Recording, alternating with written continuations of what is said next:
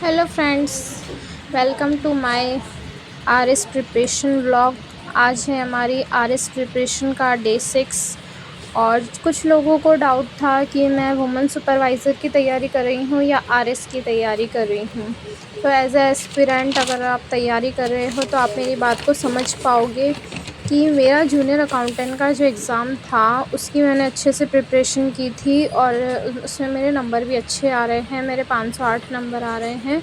But एक doubt होता है ना कि फ़ाइनल होगा या नहीं होगा, तो वो ही मुझे भी रहता है। बट इसलिए मैंने बीच में वुमेन सुपरवाइज़र की तैयारी भी स्टार्ट की थी, बट मेरा मन नहीं कर रहा है वो करने का, इसलिए मैं आरएस की ही करना चाहती हूँ। इसलिए मैं अब प्रॉपर आरएस की ही कर रही हूँ और बाकी फिर रिज़ल्ट आने पर डिपेंड करेगा। बाकी मुझे उम्मीद है कि मेरा सिलेक्शन हो जाएगा जूनियर अकाउंटेंट में, इसलिए मैं अपनी आरएस की प्रिपरेशन को ही जारी रखूँगी। और यहाँ पर मैंने 15 दिन का ही चैलेंज लिया है, क्योंकि छोटा जो चैलेंज होता है उसको क्रैक करना ईज़ी होता है, इसलिए अभी 15 दिन का चैलेंज लिया है। इसके बाद में हम 75 डेज़ का चैलेंज ले लेंगे। तो आज मैंने की है आंसर राइटिंग, ये आप स्क्रीन पर देख सकते हो। और आप बताना कि ये जो मैंने क्वेश्चंस लिखे हैं ये कैसे लिखे हैं, सही लिखे हैं या नहीं लिखे हैं। कुछ मैं आपको टिप्स देना चाहती हूँ अगर आप आंसर राइटिंग कर रहे हो, और अगर नहीं कर रहे हो तो बहुत ज़्यादा इम्पॉर्टेंट है। अगर आप इस साल मेंस दे रहे हो तो आंसर राइटिंग करना बहुत ज़्यादा इम्पॉर्टेंट है। भले ही आपको सब कुछ आता होगा, पर अगर आपने आंसर राइटिंग नहीं की है तो आपको एकदम से लगेगा कि मैं क्या लिखूँ, कैसे लिखूँ, याद तो आ रहा है बट फ्रेमिंग नहीं हो पाएगी। तो इसलिए आंसर राइटिंग करना बहुत इम्पॉर्टेंट है। और जब आप टेस्ट को अटैम्प्ट करो, किसी भी टेस्ट को, तो उसमें पहले कोशिश करो कि 10 नंबर का जो क्वेश्चन होता है उसे पहले अटैम्प्ट कर लो, क्योंकि बाद में क्या होता है कि फिर हमारी राइटिंग ख़राब होती है।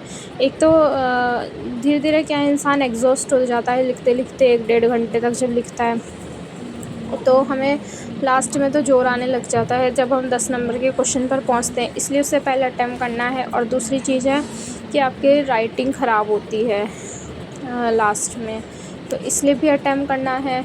और तीसरी चीज़ ये है कि जो क्वेश्चन आपको आता है सबसे पहले उससे अटैम्प्ट करना है, क्योंकि जिसमें अगर आपको आता है और वो अगर आपने अच्छा लिखा तो आपका कॉन्फिडेंस बूस्ट अप हो जाएगा। और जो 2 नंबर वाले क्वेश्चन हैं उनको तो आप लास्ट में शॉर्ट में भी लिख सकते हो, जैसे कहीं पे 2 नदियों के नाम पूछे होंगे, कुछ भी मतलब। तो उसमें आपके, अगर आप उसको स्टार्टिंग में लिखोगे 2 नंबर वाले, तो उसमें आप 2-3 लाइन जमा के लिखोगे, उसमें आपका टाइम वेस्ट होगा।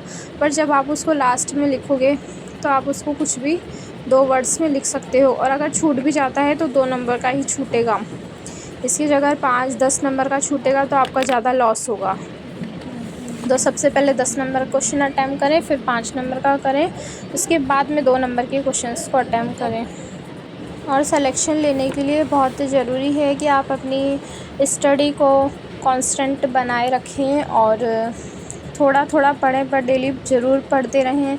और अगर आपने अच्छी पढ़ाई की है तो सिलेक्शन भी निश्चित रूप से हो जाएगा। आरएस हमें लगता है कि टफ़ एग्ज़ाम है, बट इतना भी टफ़ नहीं है कि क्रैक ना हो सके, तो हो जाएगा। अपने ऊपर विश्वास रखें, मेहनत करते रहें। और यहाँ पर मैंने आज के आंसर राइटिंग की है, उसके अलावा मैंने इंग्लिश में 1 वर्ड्स को याद किया है, जो मैंने पहले किए थे उनको वापस से रिवाइज़ किया है लिख करके। और अब मैं सोच रही हूँ कि मैं इनके ऑडियो नोट्स बनाऊँ, क्योंकि इंग्लिश हिंदी बहुत ही ज़्यादा टफ़ हो जाती है, पता नहीं क्यों हम रिवीज़न नहीं करते, शायद इसलिए। तब इसलिए मैं सोच रही हूँ कि इंग्लिश के ऑडियो नोट्स बना लेती हूँ एक बार 1 वर्ड्स के, ताकि मैं उनको बार बार सुन सकूँ। और फिर हिंदी हिंदी का पढ़ेंगे शब्द युग्म। और आप क्या पढ़ रहे हैं आप भी बताइएगा कमेंट करके। और आप ऐसे ही अच्छे से पढ़ते रहिए, आंसर राइटिंग ज़रूर करें। मेरा जो अभी चल रहा था ये मैंने राजस्थान की। हाँ, आप एक क्वेश्चन बताइएगा मुझे कि एलपी टेस्सीटोरी कौन था, उसके बारे में आप क्या क्या बता सकते हो। और कुछ चीज़ें ऐसे होती है जो गूगल पर भी सर्च करने पर नहीं मिलती है। Thank you so much guys, all the best आप सभी को। Thanks for watching.